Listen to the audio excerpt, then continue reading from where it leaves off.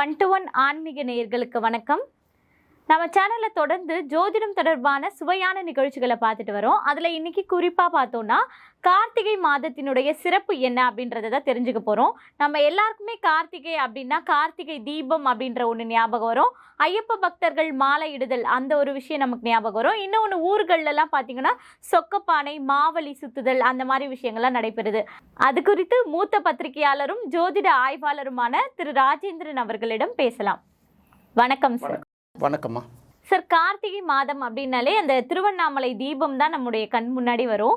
இன்னொன்று கார்த்திகை முருகனுக்கு உகந்த நாள் அப்படின்னு நம்ம பார்க்குறோம். சிவனுடைய வழிபாடும் இதில் நம்ம பண்ணக்கூடிய விஷயமா பார்க்குறோம்.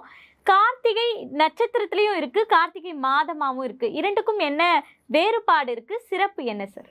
இப்போ நட்சத்திரம் அப்படின்னு பார்க்கும்போது பார்த்திங்கன்னா 27 நட்சத்திரங்களில் கார்த்திகை நட்சத்திரம் அஸ்வினி, பரணி, கார்த்திகை அப்படின்னு சொல்லுவோம்.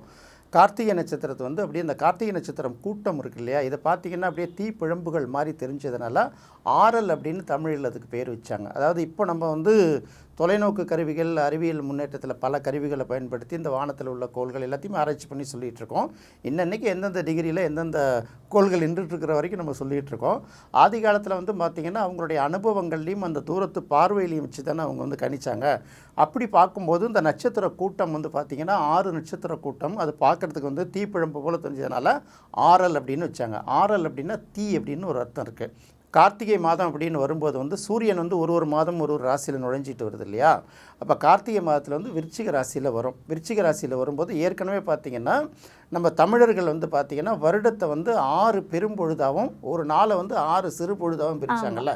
இதில் 6 பெரும்பொழுது அப்படின்னு பார்க்கும்போது வருடத்தில் பார்க்கும்போது இளவேனில் காலம், முதுவேனில் காலம், கார்காலம், கூதிர் காலம் அல்லது இலையுதிர் காலம், அதுக்கப்புறம் முன்பனி காலம், பின்பனி காலம் அப்படின்னு பிரிக்கிறாங்கல்ல. இந்த கார்த்திகை மாதத்தில் பார்த்தீங்கன்னா எப்போ இருட்டுது எப்போ மழை பெய்யுது அப்படின்னு தெரியாது.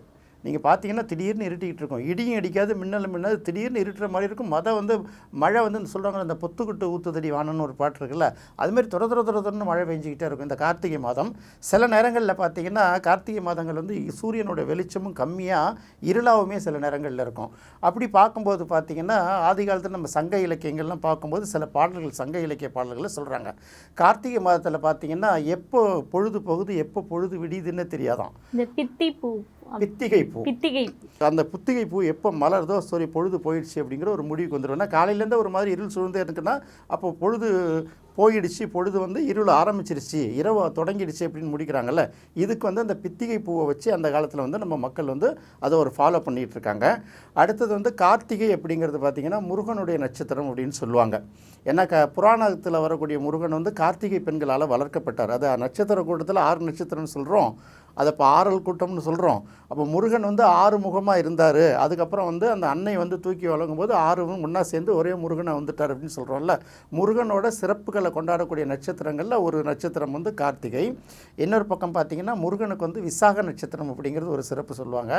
இந்த ஜோதிட ரீதியாக சொல்கிறவங்க என்ன பண்ணுவாங்க, முருகனுக்கு விசாக நட்சத்திரம் தான் அப்படின்னு சொல்லுவாங்க.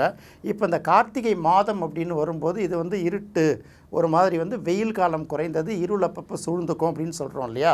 இப்போ இந்த காலத்தில் என்ன பண்ணுவாங்கன்னா, இந்த கார்த்திகை அப்படின்னாலே கார்த்திகை தீபம் தான். இந்த கார்த்திகை தீபத்தில் விளக்கேற்றி வைக்கிறதுன்னு ஒரு பழக்கம் இருக்குல்ல. விளக்கேற்றி வைக்கிறதுனா சீக்கிரமாக இருட்டு வந்துடுது இல்லை, அகல் விளக்கு. இப்போல்லாம் மின்சார விளக்குகள்லாம் வர்றதுக்கு முன்னாடி அந்த காலத்தில் அதெல்லாம் குறைவு தானே. அப்போ என்ன பண்ணுவாங்க, அது விளக்கேற்றி வைக்கிறது ஒரு காலத்தில் அது ஒரு வழக்கமாக இருந்தது. தீபாவளி நேரம், ஐப்பசி கார்த்திகை எப்போதும் மழை காலம் இல்லையா. அப்போ என்ன சொல்லுவாங்கன்னா, தீபாவளிக்கு மழை ஆரம்பிச்சதுன்னா கார்த்திகை தீபம் வரைக்கும் தொடர்ந்து மழை பெஞ்சிட்ருக்கும் அப்படின்னு சொல்லிட்டு சாதாரண கிராம மக்கள் இன்னை வரைக்கும் சொல்லிக்கிட்டே இருப்பாங்க. இது கார்த்திகை மாதத்துக்கு இவ்வளோ சிறப்பு இல்லையா.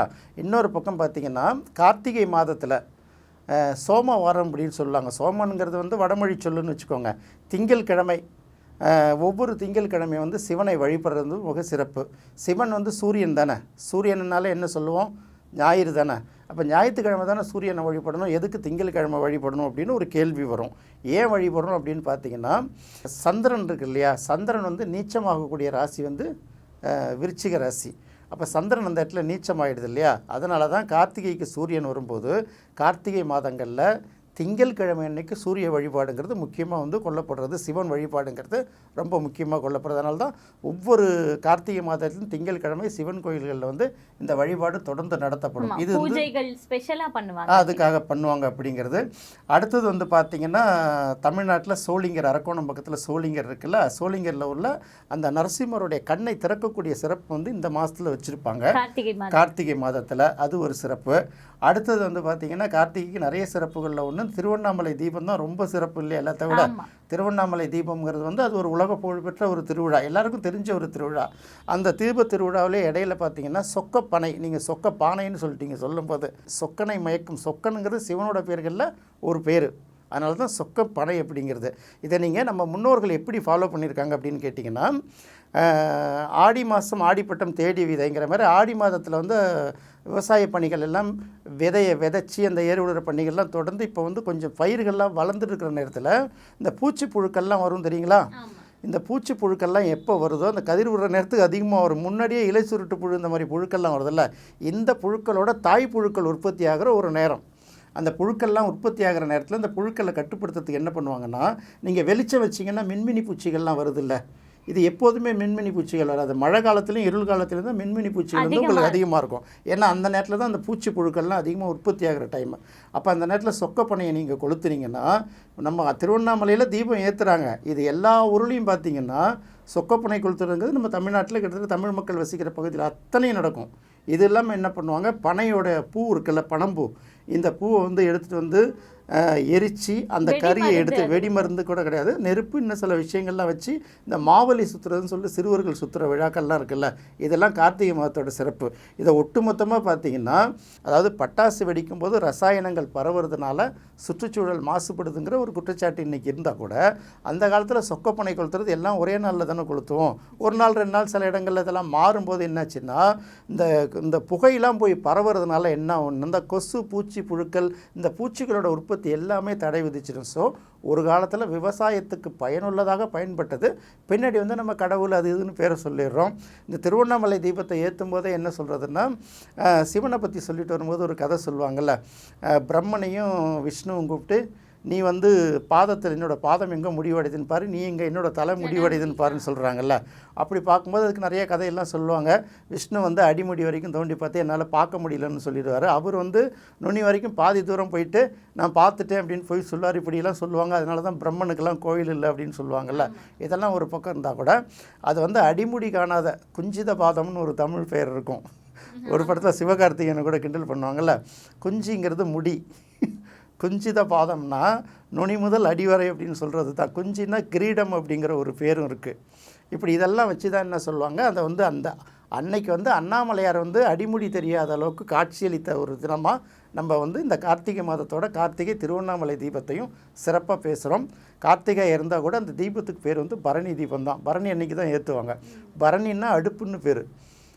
அந்த காலத்தில் அடுப்பும் நெருப்பும் தானே ஒன்றா இருந்திருக்கு, நட்சத்திரமும் ஒன்று இருக்கு இல்லைங்களா? ஆமாம், அதனால தான் சொல்கிறேன். கார்த்திகைக்கும் முதல் நாள் பரணி, கார்த்திகை தீபம்னு நம்ம சொல்லுவோம் தவிர அதை ஏற்றுற அன்னைக்கு பரணி தீபம்னு சொல்லுவாங்க. தமிழில் பார்த்திங்கன்னா அஸ்வினி அப்படின்னா புறவி, புறவின்னா குதிரை. அந்த தோற்றம், அந்த நட்சத்திர தோற்றம் வந்து புறவி மாதிரி இருந்ததுனால அதுக்கு புறவின்னு வச்சாங்க. குதிரைங்கிறது நம்ம பின்னாடி சொல்லக்கூடிய வார்த்தை.